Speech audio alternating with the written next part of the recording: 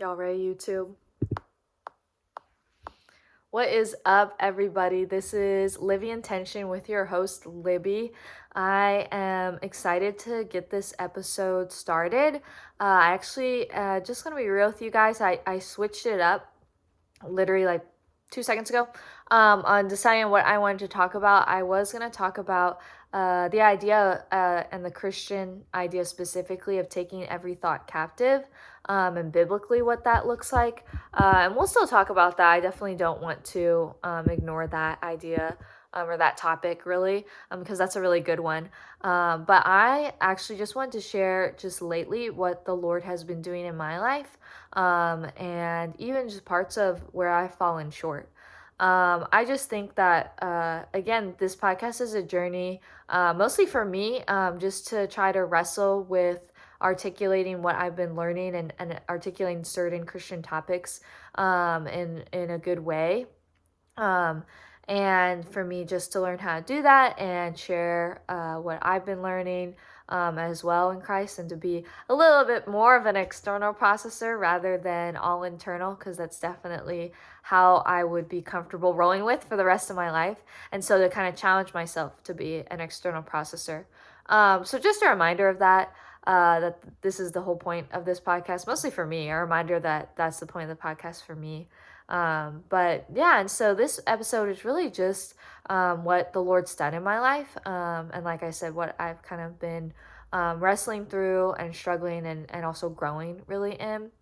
Um, I would say definitely one thing that I've kind of just been struggling in, just to start off, is that I have just been having a hard time starting my morning with him. I recently got a new part-time job and I work morning shift most of the time, which doesn't start super early. Maybe some people early, but it starts at 6:30. So I usually get up, to be honest, around like 6.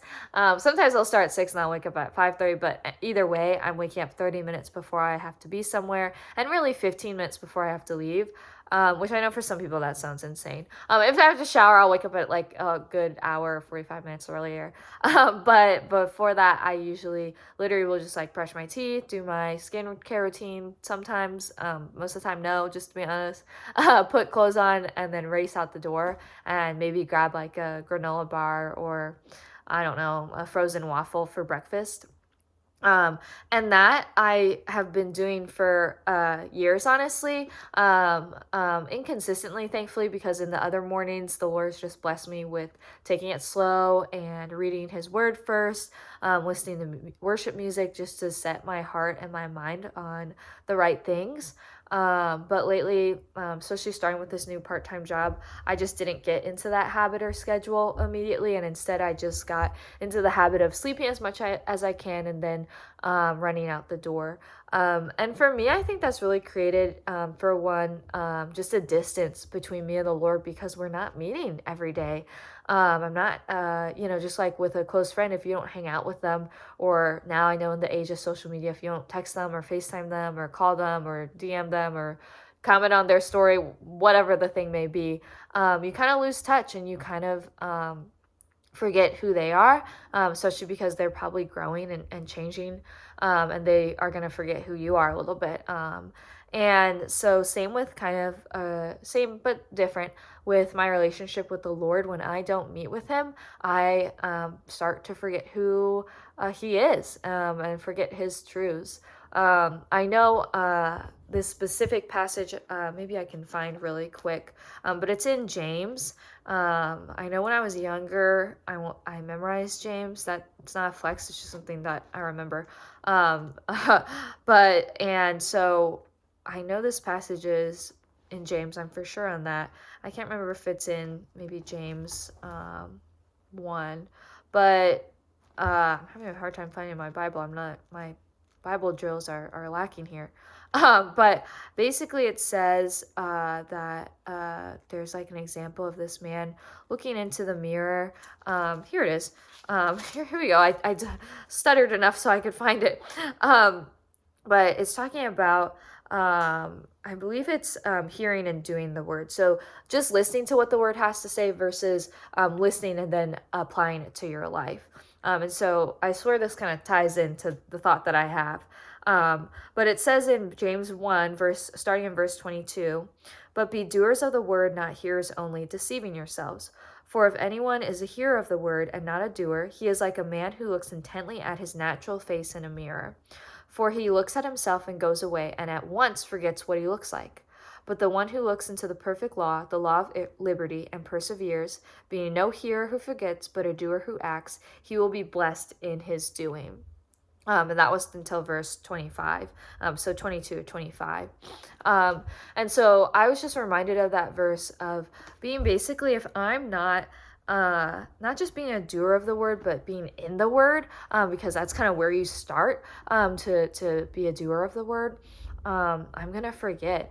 Just like how if I looked in a mirror and then I turned away and someone asked me to describe my features, I would totally forget, or I'd be like, I don't even know if I wear glasses or not. Like obviously I wear glasses, but it's like forgetting something so obvious like that.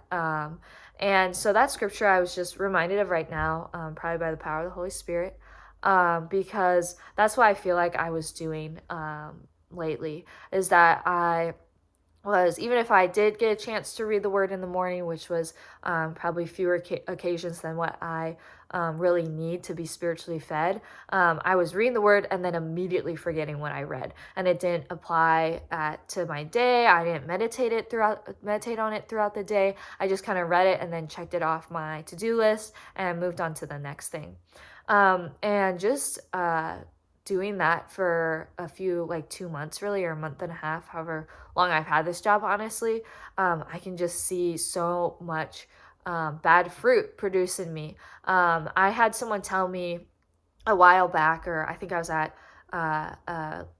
like a conference or an orientation of some sort, and they said either way, all people produce fruit. Like we talk about the fruit of the spirit, but either way, we're all producing fruit, and we have to reflect and see if we're producing good fruit, which is obviously the fruit of the spirit, or bad fruit, which is fruit of the flesh.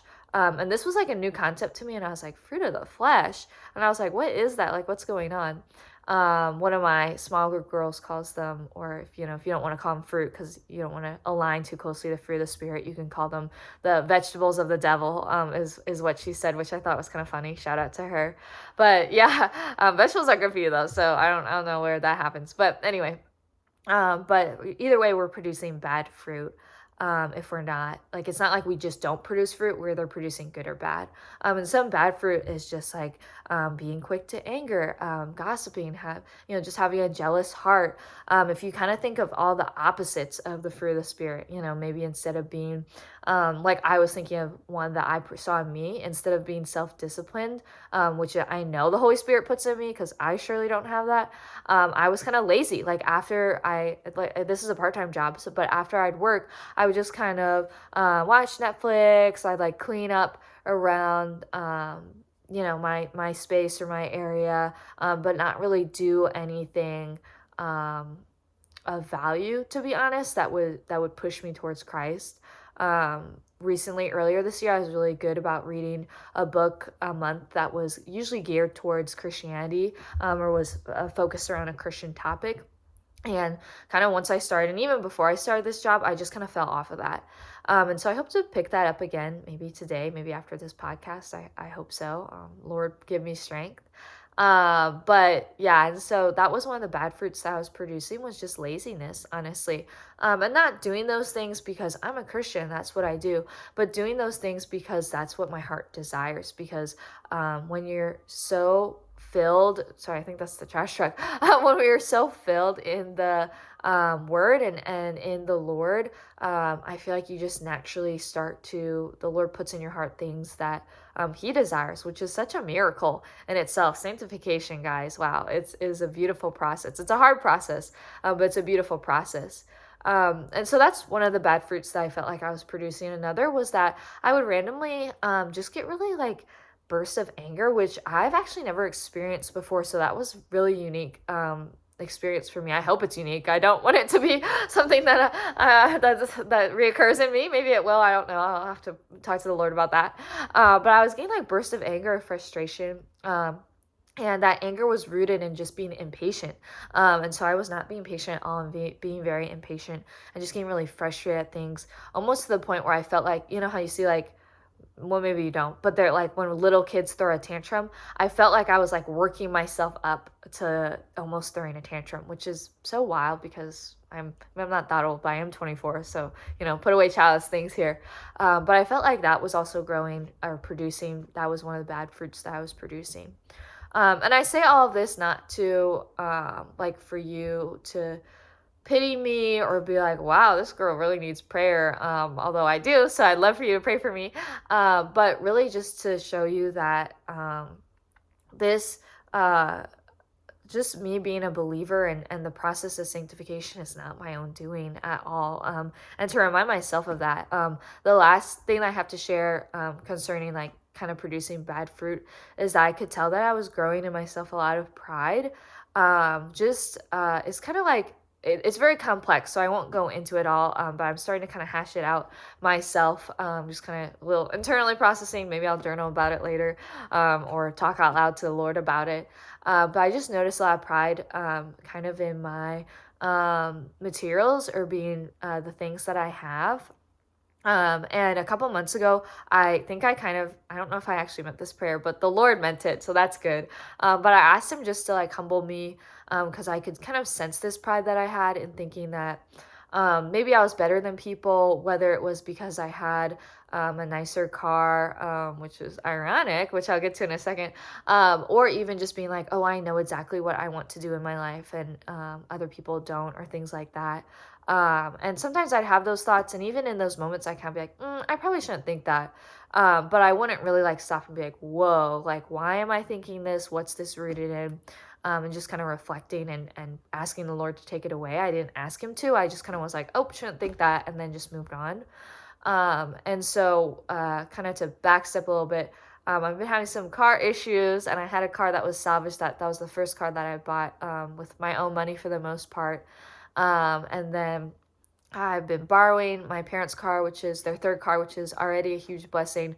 But that car's not doing too well either. It's a little bit of an older car. It could be something big, could be something little. I'm not sure. But and so I'm hopefully, Lord willing, maybe next week we'll know. But buying a used car by a family friend, and it is a little bit of a older car, not super old, and it's a Buick. And if you guys don't know car, I don't know if you call them companies or brands or whatever, Buick is like, to me, popularly known as like an old person's car, and the car is purple. And purple's not one of my colors that I like a little bit, but I could see the Lord being like, this is the gift that I have for you. And I was kind of like, I don't know if I want that. And he was like, I'm the father, your father, and I'm the giver of perfect gifts. And this is the gift that I've given you in order to humble you, because you had a lot of pride about your other car, being like, yeah, I paid for it, I buy my own, and I take it on road trips and whatever. I don't know what exactly my thought process was for that. But the Lord like really humbled me in that. I could see him. It's kind of funny, honestly. I could see it now that I think about it, now that I'm a little bit out of the woods. When I was in the woods, I was kind of like, this isn't funny. But I could see him just really humbling me and being like, this is what I provided for you, and this is what I want to grow in you, like a heart of thankfulness. I talked about that last night, or got to hear a lot of thankfulness from my small group girls last night. Shout out to y'all. I don't think you listen to this, but if you do, shout out to y'all. You know who you are. But yeah, it was just such a blessing. And so yeah, so that's kind of the bad fruit that I was kind of producing, because I wasn't spending time in the Word. And lately though, God's still been working. That's what's so crazy, is that I was like kind of walking away, from the Lord. I wasn't walking towards him. I know that. I'm still a believer, so it's not like I was walking away from my faith, but I was just just struggling, to be honest. And I didn't want to admit that I was struggling, and just doing the things that I know that I do when I start to just kind of isolate, and not kind of draw away from the Lord. And God was just like still working all this time. I'm so glad that the Lord isn't dependent on us and our feelings, that he just advances his kingdom by his own pure power and motivation, not by ours. Because I know if the advancement of his kingdom was based on my motivation, nothing would get done, which is really scary. And so I'm so glad that the Lord is the one in control of all of this, and He's sovereign over it all. And so, yeah, and so really, that's kind of just what the Lord has shown me. Like, He's shown me all this stuff. This isn't something that while it was happening, I was realizing. There were bits and pieces that I was kind of realizing, but lately, He has really just sat me down, been like, Libby, this is what's going on. Let's address it. Let's face it head on. And for that, I'm so grateful that He always pulls His children back to Him, and He always draws us near to Him. And that's just such a beautiful thing. Like, this might sound like a scary sentence, but for me, it's like, right now, especially in this moment, it's so comforting. He will never let me escape his grasp or His sight. I'll never be out of His sight. And for some people that might sound intimidating, and I know at times for me, I know a couple months back, if you asked me and really dug deep, I probably would have said that kind of freaked me out. But in this moment right now, like, I'm so grateful that there's no way that I can stray from His line of vision and from His hand. Like, He can always grab and pull me back towards Him. And that's kind of what He's done. And so that's like where that's why this podcast is titled what He's done, because that's what He's done in my life, is that He pulled me from all that back towards Him. Even today, like literally, I guess 20 minutes ago now, I was like, man, I like really have this strong desire to read my word. I started reading Mark like a couple weeks ago, and I was gonna read like a chapter a day. Haven't done that, so I'm still in the first chapter. But I was like, you know what? I want to read and dig deep into it again today, and I want to read, one of the smaller books as well, and just be with the Lord. Really, He's given that desire in me again that I haven't had for a while. I'm gonna be honest, and so I'm so excited. I also want to say that the last 2 or 3 podcasts that I've produced, I do genuinely feel that they were a little forced on my part. Like, I felt like oh man, I just gotta do this. And I did strive to be genuine, and I think I was still working with the Lord and wrestling and figuring out where I was at in my walk with Him. But I do just kind of want to address that there was something a little off about that. That's probably why, is because I was struggling to be in His presence and abide in His word, and I wasn't regularly abiding and reading His word, and and instead I was producing all those other bad fruits that I was listing earlier, instead of producing good fruit. But yeah, and so even today, I was able just to quickly listen to a little bit of Ephesians, and again, I'll have to reread that because I don't remember all of it. But even I was listening to worship music this morning, and just listening to a couple of worship songs. I know I've shouted out this song before, but it's really just like really my anthem right now. But it's "Worthy of More" by Austin Stone Worship. And just that line of, we give the Lord glory, and yet still He's worthy of more. And that just really spoke to me this morning, of just me being in awe of what a glorious God we worship, that we can never worship Him enough. And I know I've said something similar to that before, but just kind of hit me again this morning, where I was able to be in His presence. And just kind of be with Him, even if I wasn't like consciously praying constantly or anything. I just walked into this morning shift because I worked this morning with just so much gratitude and joy. And I hope that, I affected the people around me, even just having conversations with customers where I don't necessarily need to have conversations with, and just being able to laugh alongside my coworkers.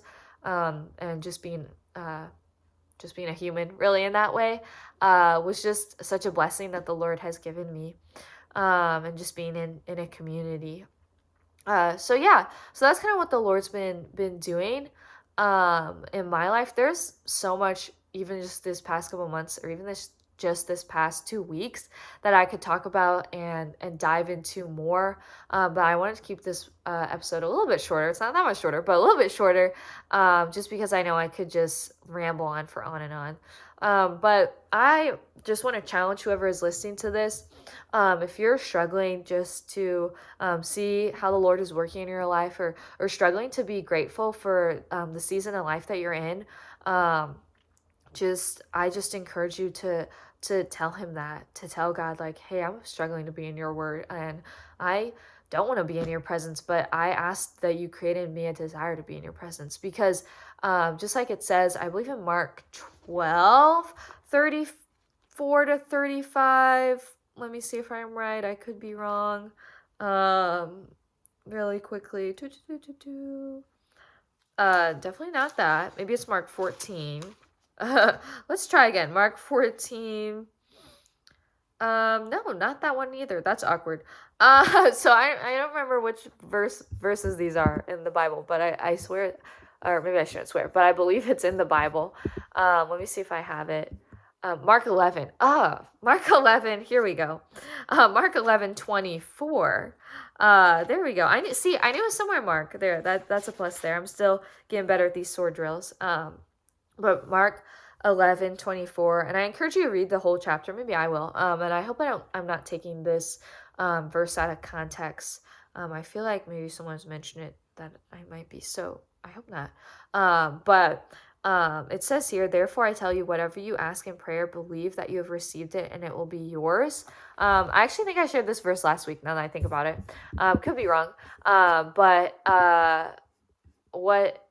yeah, I did. Okay, well, you can listen to last week if you want to hear more about that verse. But what I take away from that is that when you ask the Lord to just help you in your walk with Christ, not like, I know I said this last week, but not like asking for a pony or asking for a new car or something like that. Although he might bless you with that as well, because he's a loving father. But when you specifically ask for like spiritual growth, or just producing more fruit of the spirit, or talk about with him where you're struggling and ask him to grow a desire or something that you don't have, that's like wisdom or spiritual guidance or clarity, like he will give it to you. I know I talked about this last week, but I believe it was King Solomon, like one of the wisest kings in the Bible, or known to be one of the wisest kings. He would ask the Lord for wisdom, and the Lord granted it to him, like sometimes instantaneously and sometimes more gradually. But yeah, so just ask the Lord if you're struggling to be in his word or to have a desire. I know a prayer that I've been praying, I don't know if I mentioned this last week or last podcast, but I've been praying all year is, Lord, I believe, but help my unbelief. Because there are places where I don't 100% believe the Lord's truth. But I need to, because that's my spiritual meal, and that is what's giving me life. Truly. And so I hope this episode has encouraged you just to hear personally from me what he's doing in my life. Again, there's so much more that I could share.